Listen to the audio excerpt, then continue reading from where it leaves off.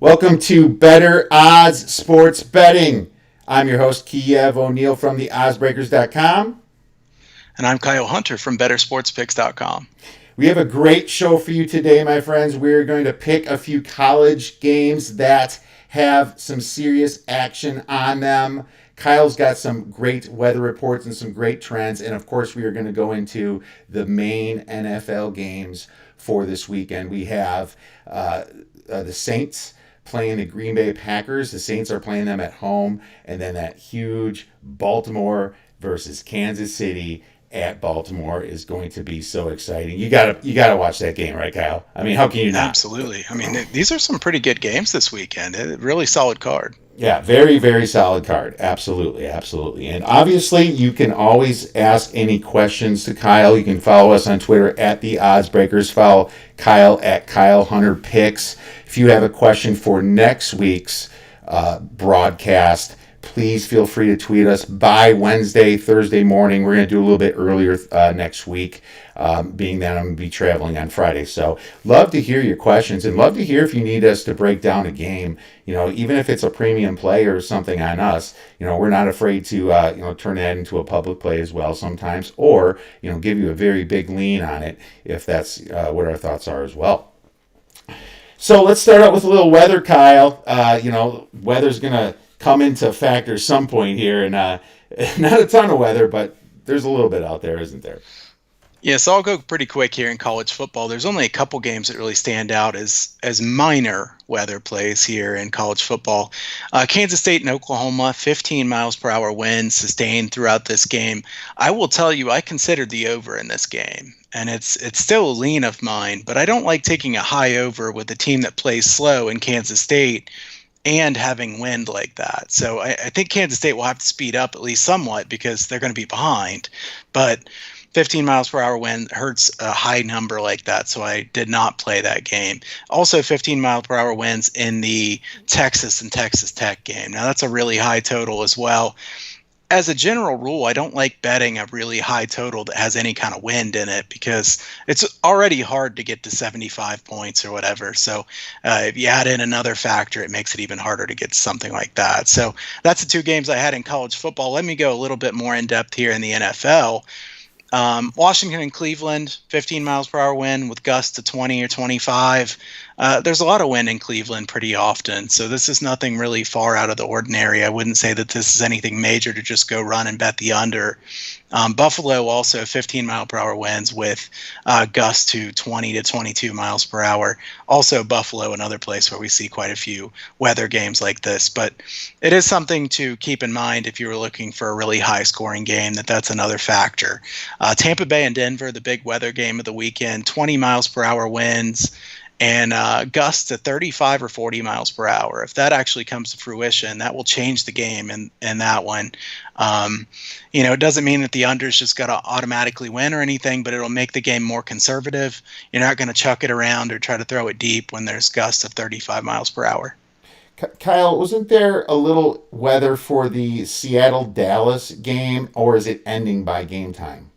Yeah, that one looked like it would be more bad weather earlier in the week, and now it seems to be getting over with earlier in the day. So what I'm seeing right now makes it look like, if anything, it'd be light rain and not much wind.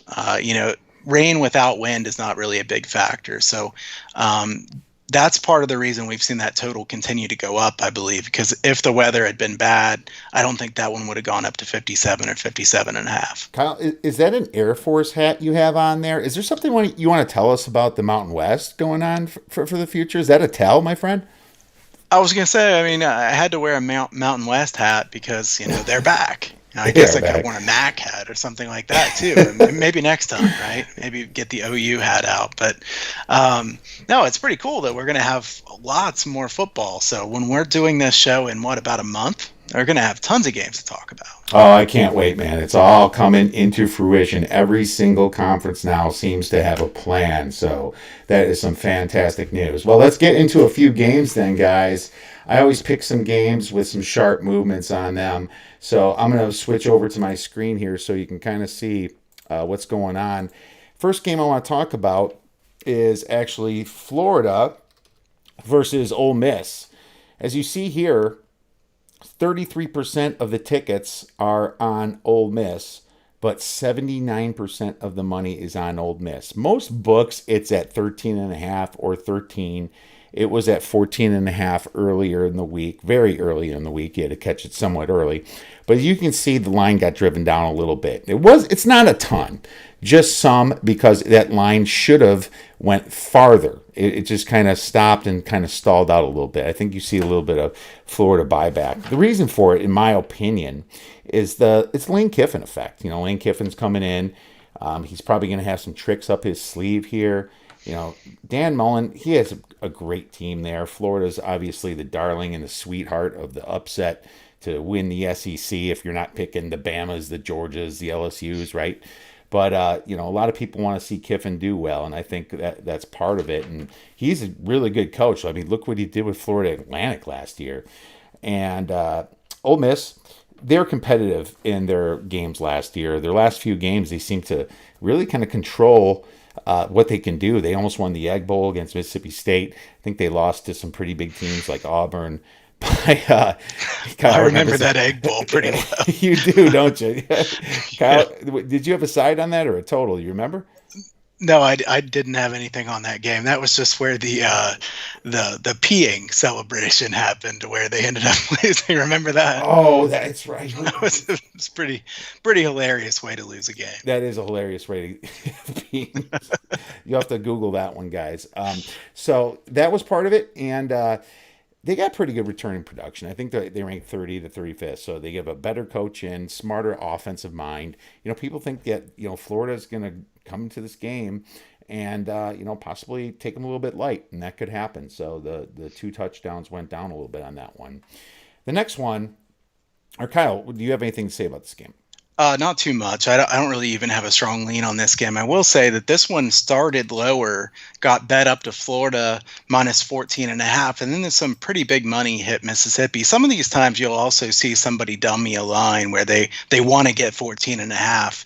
Somebody will bet Florida on a side and then come back harder on the other side. Have a group of people do that. So it's potentially possible that happened in this one. And there's clear examples of where that will happen throughout the course of the season. So possible it happened here that somebody really wanted Ole Miss plus 14.5, and then they put a large bet down.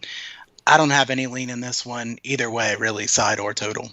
Yeah, as long as you're past 4.55% percentage points there, then it over the long run it becomes profitable to go for those middles. So that's what a lot of people do, especially when it's between the threes. The threes is like a 50-cent difference from just 3.5 to 2.5, and it's a huge percentage point difference as well.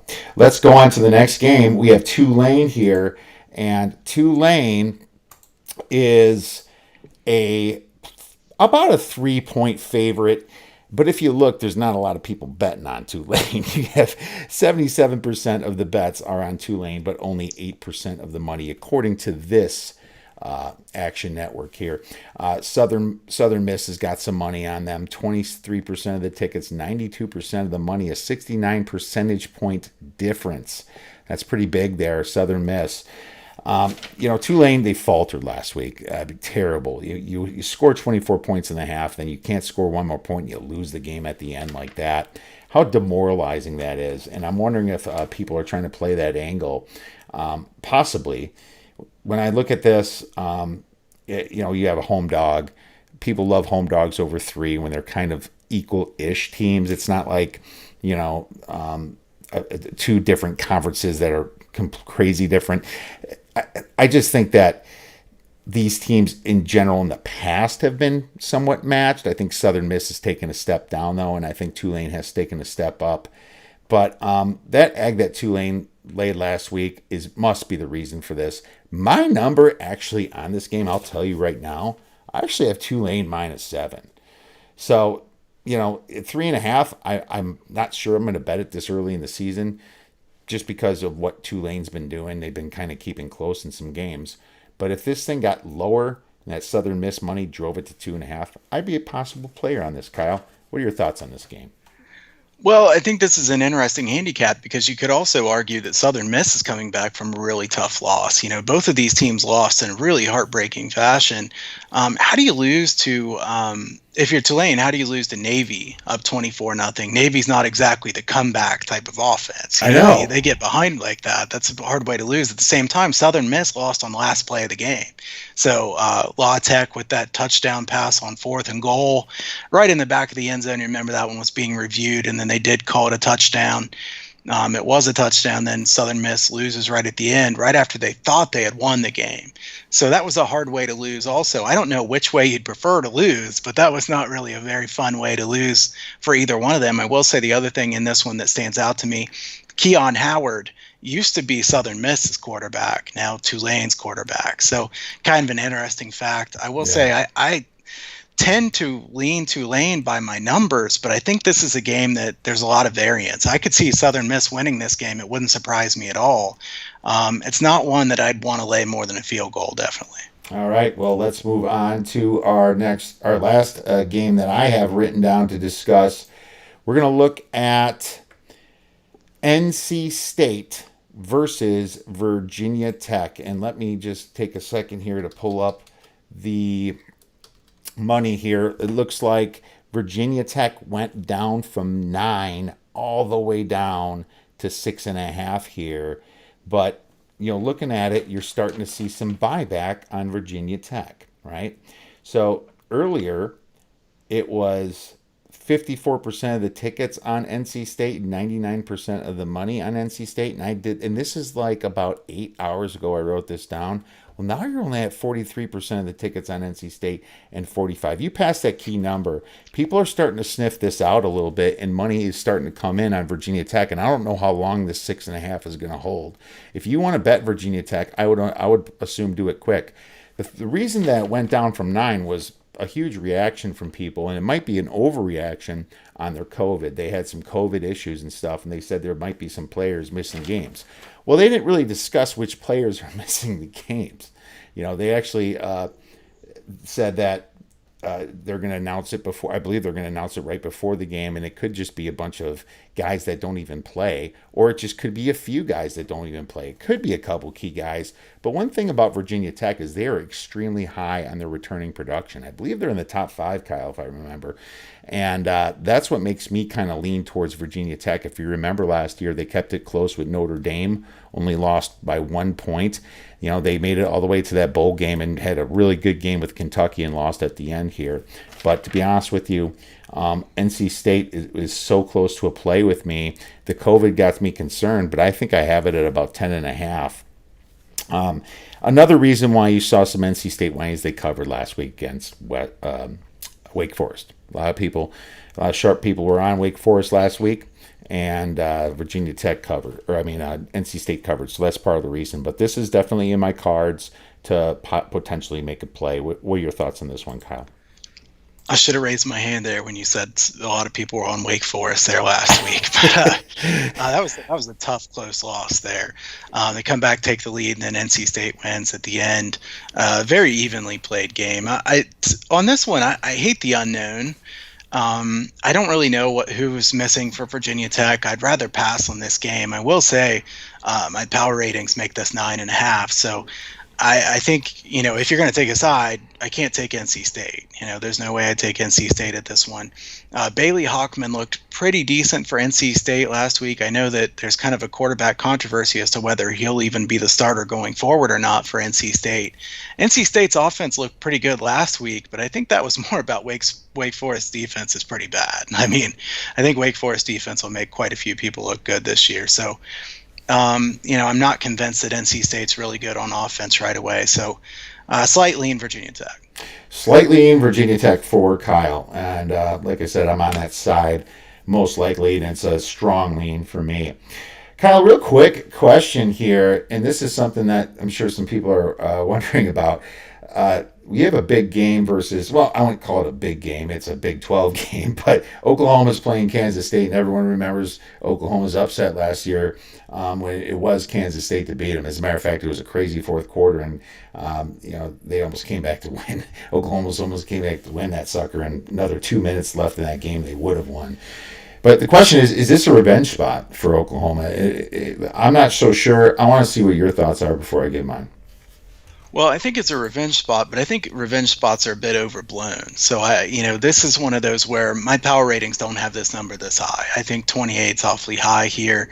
I would lean Kansas State. Kansas State has some COVID issues, and that's part of the reason why this line is what it is too. But I think you could argue it's a revenge spot, certainly, because they lost in the way that they did last year, such a close finish. But I do think that, people who bet solely on revenge are probably making a mistake. I mean, this is factored into the line in a pretty heavy way. So it's not like, you're going to sneak up on anybody with a revenge factor. So I think it is a bit of a revenge spot, certainly, but I don't think it's a great reason to just blindly bet the game. Yeah, and you have to remember that they made the playoffs, right? Right. I don't know how you can take revenge when you made the playoffs anyway. If they didn't make the playoffs, this would have been more of a revenge spot. But I do agree with Kyle that revenge is way overblown. Kansas State's coming off a loss. Maybe it's because they circled this game. And Kansas State, they're going to come in saying, we beat these guys last year. We're going to beat them again this year. That's very possible that they have that attitude. And that's the kind of attitude to win football games. Hey, there's some teams that have some teams' numbers. It's like that every single year in college and in the NFL, as you saw a little bit last week. So, I have no opinion on this, and I lean Kansas State because my number is 21.5. So the spread's way too big for me. If this thing gets close to 30, then I'm going to have to start thinking about taking K-State. But it's always fun to look at the lines tomorrow morning. So hopefully when you're watching this show, some of those lines get a little bit fatter for you tomorrow. Kyle, do you have any other college games you want to quick throw up? Yeah, let's talk Mississippi State and LSU real quick. This is a game that I've considered a couple times here this week. Mississippi State, first-year head coach, obviously, Mike Leach. LSU lost a lot from last year. I think people might be overreacting a bit to LSU, though. They have very good talent. They're going to be a very quality team even without Burrow and Hilaire and all those guys. I lean to the over in this game. I lean to LSU in this game below 17. I think that Mississippi State could do well with Mike Leach, but I think it could take some time here. They don't have his guys yet. I think it'll take a little bit of time. You see an LSU team that might be getting a little bit of disrespect compared to what LSU normally would. So I think it's interesting to see the line go from 19 all the way down to 16.5. Yeah, yep. Past the key number of 17. Well, I mean, in college, I think it's a little bit more key than in the NFL. It's kind of key. Yeah, throw it maybe the seventh greatest number we call it, but it's telling to get past there, and you can see some definite LSU money coming in here. I mean, looks like 21% sharp movement there, and you got some more money on the over right now. Doesn't tell you what percentage of the money, but it says the tickets at least are facing the over. Went up from 55 to 57.5. I'm going to bet it closes higher. So if you want it, I would take it early. Let's move into a little NFL, Kyle. Huge games this weekend, and hopefully it's better than the NFL Thursday games that they've been giving us with Cleveland versus Bengals and Jacksonville against Miami. But it's nice that Monday night has the game of the year, possibly, the Chiefs facing the Ravens. But the first come, first serve Sunday night, we have the Green Bay Packers going to the Saints here. And with the Green Bay Packers going to the Saints, I'll start off on this one. This game has a pretty big sharp overlay as well. The Saints at -3, you have 32% of the tickets on the Saints, and you have 91% of the money on the Saints. Not surprising here because the Saints at home have been extremely good, and they even have a great home field advantage even without fans there, from what people are saying. They always had it with fans in the Dome. They're coming off a loss. That's motivation right there for the Saints. I mean, when does Sean Payton lose 2 in a row? You look at both teams last week, it's just, you have the Packers, and they beaten people convincingly, but then you got to think about who they play. you know who the Packers played? Well, they played the Vikings. That you found out their defense is absolute garbage. Maybe the largest power rating downgrade next to Philly is the Minnesota Vikings so far this year. And then the Detroit Lions with pretty much cluster injuries at their corners. And the Lions are Lions, you know. I mean, what do they do when they go to Lambeau? They choke. They didn't only choke, they screwed up everyone's teaser, and I can raise my hand right there on that one. So, but what I have this number at about 3, and I do because Thomas was out. But the question is Adams going to be out? You know, if Adams is out, then this number's got to be a little bit bigger for me. It's got to be around about 4 points. I think Adams is worth at least 1 point, maybe 1.25 to the line. They say Michael Thomas is worth 1 point to the line, but look at who else the Saints have. You know, they have Emmanuel Sanders there. They have Cook there. They have Taysom Hill throwing some crazy plays out there. Alvin Kamara is great. You know, they can function, but the Packers function without Adams. I mean, who's their next receiver? You know, there's already a couple guys that are injured on the Packers, a couple receivers, Valdez, Scantling, and everything. There's some banged up people, but there's not much there. You know, Packers don't have Jimmy Graham this year either. So yeah, it's the Saints or nothing for me at this point. But Kyle, I want to hear your thoughts on on this game. I do like the Saints here, and this is one I'm considering as a premium play. So I like this one pretty strongly. Definitely my favorite of the ones that we've talked about thus far. You know, maybe Green Bay is really good. We're going to wait and see. To me, you have to prove it. This is their spot to prove it. You know, they haven't proven anything yet. The Vikings are my biggest power rating move in the NFL so far this year. And the Vikings secondary is terrible. I mean, they are really bad. The Lions secondary, like you said, had all kinds of injuries last week. So Aaron Rodgers has looked really good so far this year. And I'm not saying Aaron Rodgers isn't going to look good the rest of the season, but it's going to get a lot harder here. The Saints didn't look good on Monday Night Football. Everybody knows that, but the Saints are better than that. This Saints defense, especially the secondary, is very high quality secondary. Lattimore, one of the best corners there are. The safeties here are very good. I think the Saints secondary is going to give Green Bay a lot more trouble than what they've had so far this year. Drew Brees concerns me a little bit. You know, that's my concern with laying the points here with the Saints. He doesn't look very good. His arm strength is not what it used to be, certainly. Although I do think Kamara and the Saints running game should be pretty good in this one. So I definitely lean strongly to the Saints, and I will probably bet on this. At least personally, this might be a premium play as well. Oh, well, that's a strong take from Kyle for sure. Good call. The only other thing that throws me a little bit is the fact that it's a short week for the Saints because they did play on Monday, but they're coming off a loss, so maybe that gets rid of that. So yeah, great stuff there, Kyle. The Saints have a little bit of an advantage if they can get to Rodgers too, because if they can fluster Rodgers and do some blitz packages like Sean Payton can draw up, then they're going to be in some trouble. So agree with you there. All right, well, let's get down to the big one then, my man. The Chiefs versus the Ravens. The Ravens is about -3.5. Huge game. Everyone's excited for it. You could even possibly argue that the Chiefs kind of played in slow motion last week when they played the Chargers for the first 3 quarters. Talk about disrespect. They just disrespected them and ended up winning when they wanted to anyway. They didn't care about your money or nothing. Who you bet on, that's for sure. One of the few ones the books actually was able to win on. But big game, Kyle. I want to say that 34% of the tickets are on the Ravens, and 88% of the money is on the Ravens, Kyle. I'm gonna call a little bit of a flag on that because there's some interesting trends here that I looked up. Kansas City is 9-2-1 as an away dog since 2016, and I believe that's the time when Mahomes started playing. I think it was the same year drafted with Mitch, but I believe that Mahomes sat that first year, or didn't. I don't know, but that's still big. 9-2-1, Kansas City. Baltimore since 2018, Lamar started in the middle of 2018, is 6-11 as a home favorite. 6-11-0. That's not good. Now, if you want to just go from 2019 on, they're 3-5 as a home favorite for Baltimore. So, some interesting stuff there, Kyle. What are your thoughts on this game?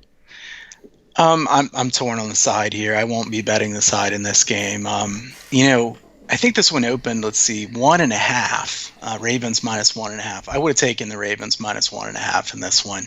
I think this game means more to the Ravens than it does to the Chiefs. I mean, the Chiefs don't really have as much to prove, right? They just won the Super Bowl.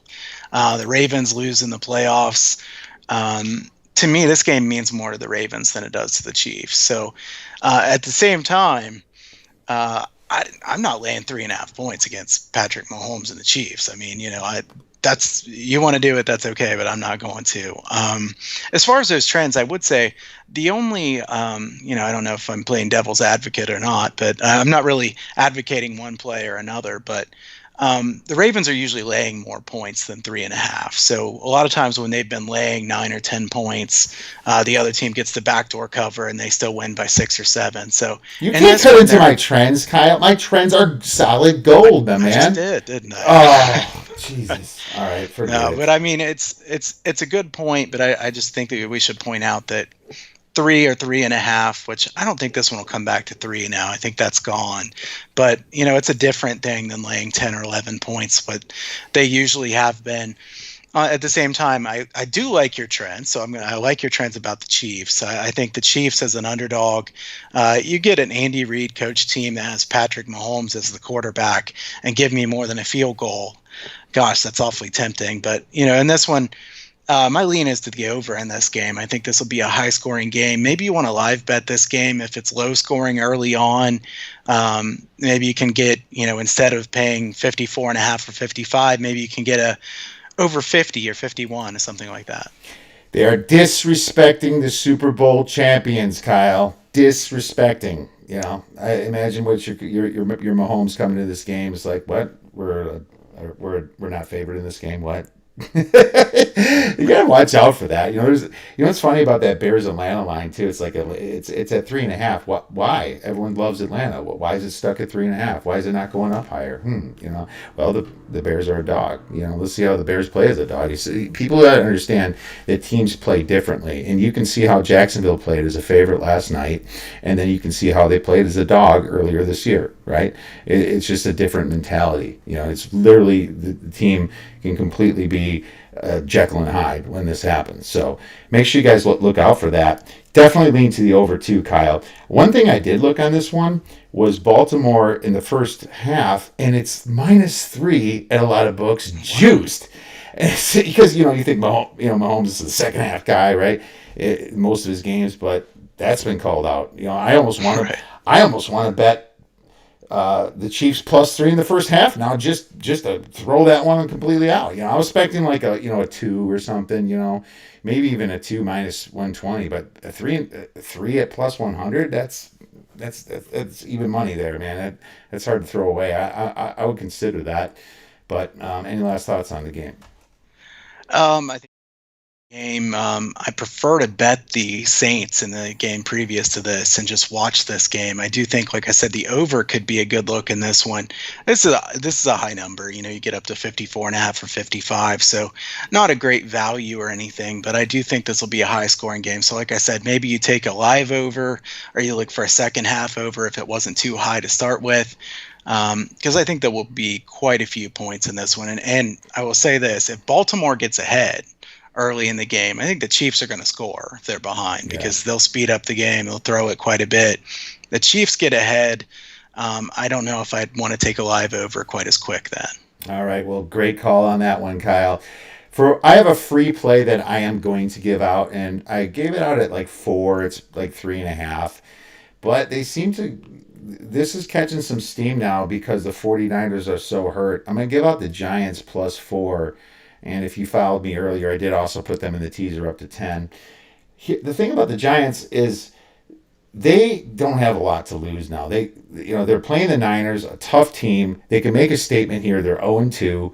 They played a close game with the Bears. Did they lose Saquon Barkley? Yes, they lost Saquon Barkley. But sometimes these big players with big names hold them back a little bit. They feel obligated to get the ball to them. Well, now with Deion Lewis, he's a little bit more shifty. He's got his own great skill set from the past, and maybe if they focus a little bit more on that, they can take away some of those issues from the Niners, because the Niners are not going to have that great pass rush without Solomon Thomas and Nick Bosa. Both of them torn ACLs out for the year. Richard Sherman is still got some problems. They have some linebacker problems right there. This is a perfect spot for the Giants. Plus, it's 2 weekends in a row on the East Coast, and San Fran's been complaining about this field. They blame the field for all of them getting hurt. Now the players have to go right back on the same field, MetLife there, and play another game. How is that for your psyche? How can they be feeling? Nick Mullins is their starting quarterback, and to be honest with you, he's not that huge of a downgrade from Garoppolo for me. I see Nick Mullins play pretty dang good, but he doesn't have anybody to throw the ball to. He really doesn't. They're just so injured on receiver. George Kittle's not playing. Just guard Reed and maybe guard their Bourne, whatever the receiver's name is right there, because Deebo Samuel's not playing. I mean, they're just banged up, and the Giants, I think, have a very great potential to cover this spread. Not only do that, I think they have a shot to win outright. So you might want to put a little bit of love on that money line and take the spread as well. That is my free play for the week. And if you'd like to check out any of the rest of our stuff, please check us out at theoddsbreakers.com. If you become a member, we will always get our premium plays. Kyle, do you have any plays?